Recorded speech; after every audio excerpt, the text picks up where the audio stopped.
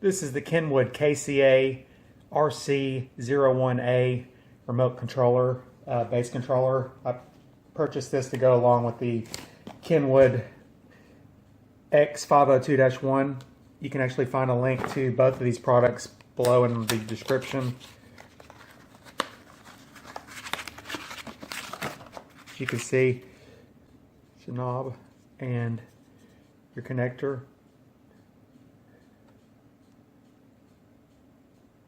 It comes with a long cord.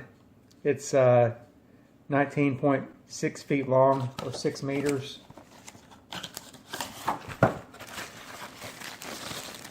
You just run this cable up to wherever you're going to access.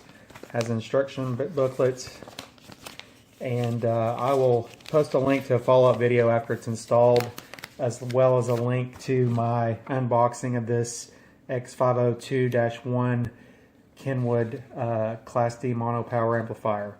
Thanks.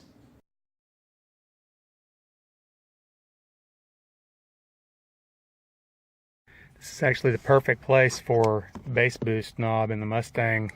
This little panel just pops off and you got your nice little,